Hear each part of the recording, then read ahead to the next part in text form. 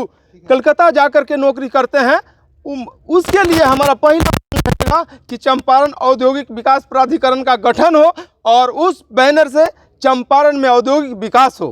पहला मांग रहेगा मेरा, उसके लिए चाहे जिस स्तर पर जाना होगा मैं जाऊंगा। नमस्कार दर्शकों, बिहार विधानसभा चुनाव के दूसरे चरण के लिए आज नामांकन का अंतिम दिन है।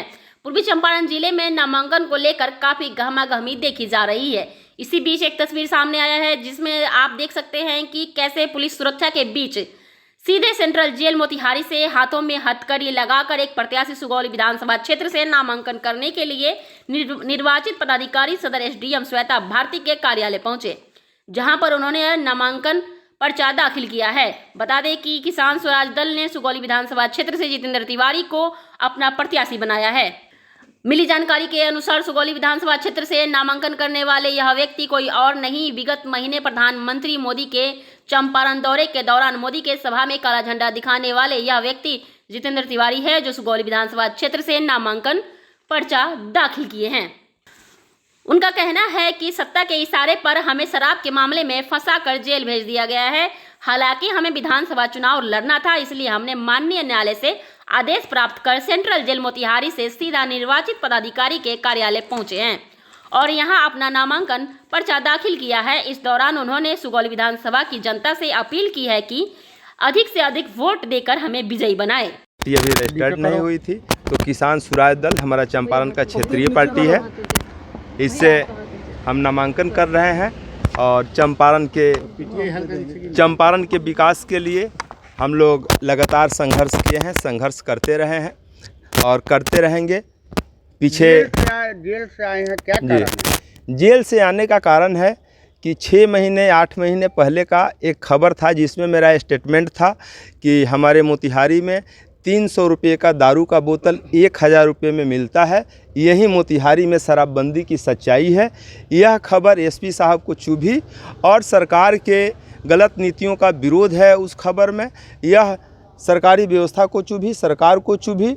और इससे पूर्व में हम लोग प्रधानमंत्री जी के गांधी मैदान आगमन पर काला झंडा दिखाए थे और मोतिहारी चीनी मिल के झूठे वादे को याद कराए थे। इस काले झंडे के वजह से उसी दिन एसपी साहब कहे थे कि इसमें आप लोग जिद पे आ रहे हैं कि गिरफ्तारी देंगे, लेकिन इसमें हम गिरफ्तार नहीं करेंगे, हीरो नहीं बनाएंगे, लेकिन आपको गिरफ्तार करेंगे। हम किसी न किसी मामले में आपको बताएंगे कि गिरफ्तारी क्या होता है, जेल क्या होता है। तो आपके ऊपर तो अन्य भी मामला था, शराब के से लेकर सब कुछ, कई तरह के आपके ऊपर मामले हैं। मेरे ऊपर ऐसा कोई मामला नहीं है कि कोई आपराधिक मामला हो, कोई दूसरा केस मुकदमा हो, ऐसा कोई मामला नहीं है। सिंगल मामला है ये। और जो वीडियो खबर बना है उसमें आप फ्लैश देखेंगे, पूरा वीडियो देखेंगे तो रियल आपको दिखाई दे रहा है कि वो नेपाल में है। नेपाल में ऐसा बिहार प्रदेश का कोई कानून नहीं है जो लागू होता है, हमारे जानकारी में था और इसीलिए हमने वहाँ पे ये स्टेटमेंट दिया है। और जो ये स्टेटमेंट है सच्चाई है, बाकी जनता देखती है कि सच्चाई है या नहीं। किस विधानसभा से जा रहे हैं? सुगौली विधानसभा से। इन मुद्दों को लेकर चुनाव मैदान में आ रहे हैं। देखिए सुगौली के तहत आ रहे जी, हैं। सुगौली विधानसभा में हम लोग आपन माटी आपन पार्टी के बैनर के तहत पूरे चंपारण में, पीछे आप लोग देखे होंगे कि रथ यात्रा निकाला था, जागरण रथ यात्रा। उसमें हम लोग एक कलश रखे थे और उस कलश में चंपारण के तमाम गांधी स्थलों से, गांवों से, कस्बों से मिट्टी इकट्ठा की और मिट्टी इकट्ठा करके प्रधानमंत्री, राष्ट्रपति महोदय को, मुख्यमंत्री और राज्यपाल महोदय को भेजे और उसमें मांग की है हम लोग कि चंपारण में औद्योगिक विकास प्राधिकरण का गठन की। चंपारण में औद्योगिक विकास प्राधिकरण की मांग महात्मा गांधी के चरणों की मिट्टी कर रही है। काला झंडा इसलिए दिखाए थे कि प्रधानमंत्री था कि अगली बार हम आएंगे तो इसी मोतिहारी चीनी मिल के चाय से हम चीनी मिल के चीनी से चाय पिएंगे। और वह 10 साल बाद भी अगर चीनी मिल चाय नहीं पिला सका अपने चीनी से प्रधानमंत्री जी को, तो उस झूठे प्रधानमंत्री जी का विरोध तो होना चाहिए।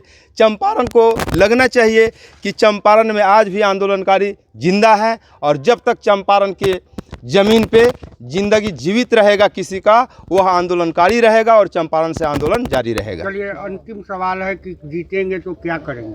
जीतेंगे तो सबसे पहला मैं अपने लोगों को विश्वास दिलाऊंगा कि चुनाव जीतने पर पहला मेरा मकसद रहेगा कि चंपारण के लोग जो दिल्ली, पंजाब, हरियाणा, केरला, तमिलनाडु, कलकत्ता जाकर के नौकरी करते हैं, उसके लिए हमारा पहला मांग रहेगा कि चंपारण औद्योगिक विकास प्राधिकरण का गठन हो और उस बैनर से चंपारण में औद्योगिक विकास हो। पहला मांग रहेगा मेरा। उसके लिए चाहे जिस स्तर पर जाना होगा मैं जाऊंगा। दर्शकों, आज के लिए बस इतना ही। आपकी क्या राय है कमेंट बॉक्स में जरूर रखिएगा। अब दीजिए इजाजत। कंचन शर्मा का नमस्कार। फिर मिलती हूँ ऐसे ही तमाम खबरों के साथ।